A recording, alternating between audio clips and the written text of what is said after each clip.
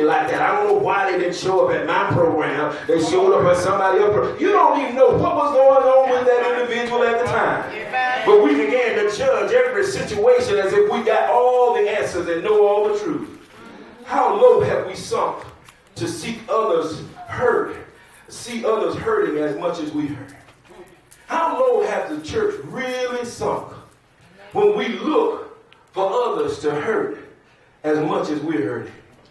My mama used to say, sometimes, baby, you got to give up your right for somebody else's wrong. In other words, sometimes you're going to go through some stuff other folks ain't going to go through. So don't be wishing evil on other folks. Because the same way you wish evil on other folks, somebody might be wishing evil on you. Our hearts, we're seeking to curse folks rather than to bless folks. I've never seen our church at such a low standard where we don't pray for one another, but we pray more on one another. In other words, it's almost like we look for what's wrong in the church. Instead of when we do finally see what's wrong, began to lay it on the altar, we began to judge it and try to get rid of it as if we have all the answers. I come to tell you, hurting people will oftentimes hurt people. Make sure that you're not one of the hurting and you're not hurting some of God's people. Maybe that's why we don't understand what love has to do with it. We've taught ourselves that if we're suffering, everybody else should suffer. But I got one more question. But what if our suffering is our fault? Oh, see, y'all are real quiet over there. What if it wasn't the other folk, it was you who messed up?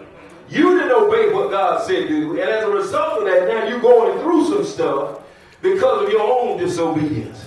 But you're wishing that they suffer as well as you do. So now you've stepped way out of the realm of Christ. Because you've been in disobedience, you want all to suffer along with you. You don't want to be in that category, because I believe that's the category that Lucifer found himself in when he wished to be more like God. And because he couldn't achieve it, he went out and get a third of the angels and convinced them to be like he was. And they were all kicked out of heaven at the same time. Well, what if God permits us to suffer to strengthen us, but we neglect others because we don't think it's fair that we got to go through and they're not? There we go, judging again. I'm here to let you know God is ultimate in his wisdom. He is all-knowing. He sees everything before it happens. He knows the outcome before it gets there. So when you go through what you go through, stop trying to blame God and just obey him. Amen. So what does Jesus say about this thing? What does he say about this retaliation and this love stuff that you talked about, Pastor?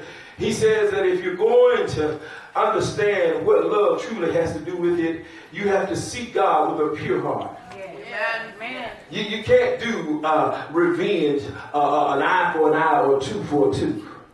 Because truth be told, if that's what it's all about, none of us will be here. Because we've done so much wrong in our time that God looked beyond our faults and saw our needs. He forgave us even when and nobody else knew about it. He still loved us so much, he just forgave us, and we were allowed to go on about our merry old business. But if it was eye for an eye and tooth for a tooth, we'd be on that cross right next to it. Come on, somebody. He said, I'm looking for a pure heart. This is why I said that. He said, because if you hide iniquity in your heart, he said, I can't hear your prayers. Don't miss it. Psalm 66 and 18. If you hide, see, hiding means that you don't want anybody to know it, so you really peeping and slipping and sliding. You're doing it on the down low. You're doing it when don't nobody know it but the Lord. And you hide it in your heart to the point where you come to church every Sunday, you look real good. You show up and perform your Sunday duties, and you do it halfway decent. But in your heart, God says, love ain't no way in there. He said, when you do it that way, I can't hear your prayers because I desire a pure and a clean heart. He said, now let me help you with this other piece. He said, and stop judging all them folk because vengeance is mine, says the Lord. Come on, somebody. I know you think you got the answer, but vengeance is mine. I got some of those folks there, not to satisfy you, but so that you can serve them. Amen. Y'all real quiet on me. We are the servants of the Most High God. And some folks won't make it into the kingdom until we serve. Some folk won't see Jesus until we extend the love of God that he's already given to us and extend it on to them. Yes. Right. He said, I didn't send it here so you can be satisfied. We come to church and we want to be satisfied before we leave. He didn't promise us satisfaction. He said, I created you to be servants of the Most High God. He said, if you serve me right, I will satisfy you. Seek ye first the kingdom of God and all of his righteousness and all these other things shall be added unto you. He said, I'll give you what you need, but also give you some stuff you want. But you got to serve. Come on, somebody. Until we serve, even the ones we don't like, until we serve, God says you ain't loving. He's all you doing is trying to twist the law of retaliation and make it your method, your tool of revenge. But look at what Matthew says, Matthew 44, he said, but I say to you, love your enemy. Come on, somebody. Bless them that curse you. Do good to them that hate you.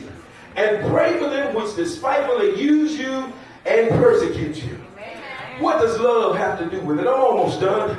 Tina Turner said it this way. She said, what does love have to do with it? Have to do with it.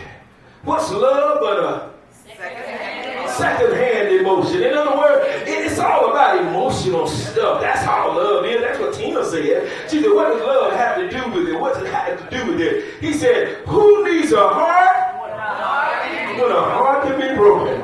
Tina said, you don't even need a heart. Because folks ain't going to do nothing but break it anyway. So do what you feel and what satisfies you. What's love got to do with it? I really think Tina had it wrong, but I know she had it wrong when I looked at verse 3. I've been taking on a new direction. But I have to say, I've been thinking about my own protection. There go that junior Jesus.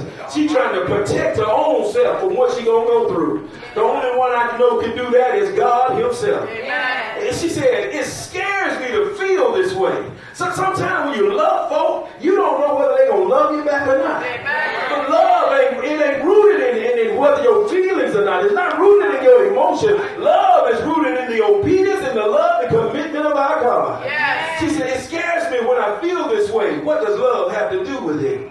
It's a sweet old-fashioned notion. What does love have to do with it? Who needs a heart when a heart can be broken? Tina, she spoke about it from a secular standpoint. But God says love has everything to do with it. He said, if I'm going to use any one of you, come on somebody, not just the preacher, not just the deacon, not just the mothers, not just the choir, not just the usher, but if I'm going to use any one of you, he said, I need to use you with a pure heart.